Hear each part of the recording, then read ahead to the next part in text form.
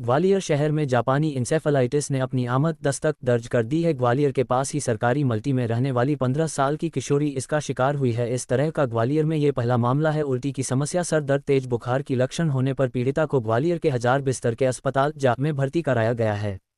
किशोरी की जब डॉक्टर के द्वारा जांच की गई तब उसके अंदर की लक्षण की पुष्टि हुई। फिलहाल किशोरी डॉक्टरों की सतत निगरानी में है और उसे संपूर्ण क्षेत्र को हाई अलर्ट मोड पर रखा गया है। जानकारों की माने तो यह वायरस एक से दूसरे व्यक्ति की संपर्क में आने से नहीं फैलता है।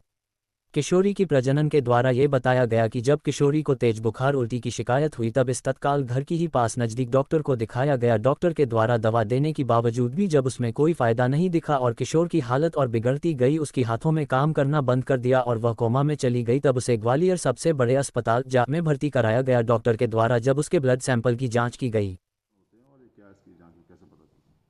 देखिए, ये जो वायरल एनसेफेलाइटिस जैसी बीमारी ये इस क्षेत्र में एंडेमिक नहीं है। सामान्य तौर पे ये बीमारी गोरखपुर का जो क्षेत्र है, एक पर्टिकुलर एरिया है, वहाँ पाई जाती है। परंतु पिछले महीने एक इस तरह का केस यहाँ रिपोर्ट हुआ था, उसकी जांच भी हमारे यहाँ की तो ऐसा पाया गया कि वो पॉजिटिव है। लेकिन अच्छी बात यह है कि हमने जांच भी कर ली और जांच में पता कर लिया, दूसरा उसका समस्त उपचार हो गया और उपचार होके वो मरीज़ अभी स्वस्थ है। आपने कहा कि सुविधाओं का अगर देखा जाए तो मैं ये कह सकता हूँ कि हम टर्सरी केयर सेंटर पे ये सारी सुविधाएं हमारे पास, चाहे वायरोलॉजी हो या बैक्टीरियोलॉजी हो, चाहे वो आयर इन्वेस्टिगेशन, एमआरआई, सीटी स्कैन, सब उपलब्ध हैं। लक्षण इसके सामान्य तौर पे दिमागी बुखार होता है ये, और दिमाग में सूजन आती है, तो जो ब्रेन से संबंधित जो लक्षण हैं वो इसमें आते हैं। तो कभी कभी मरीज बेहोश भी हो जाता है और उसको जो बेहोशी के लक्षण हैं उससे संबंधित जो उपचार है उसकी आवश्यकता पड़ती है, तो वो सभी अपने पास उपलब्ध है। मैन टू मैन नहीं चलता है जैसे बताया जाता है।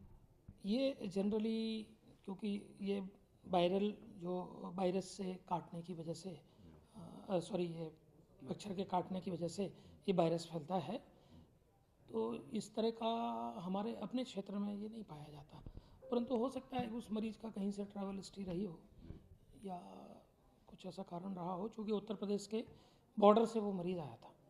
सर अभी क्या स्थिति है, अभी हॉस्पिटलाइज है या वो मरीज़ पूर्ण रूप से स्वस्थ है और स्वस्थ होके वो अपने घर क्या पहुँच उम्र चुके थी, कितनी बच्ची थी वो, करीबन 10-12 साल की। अभी छुट्टी हुई? हाँ।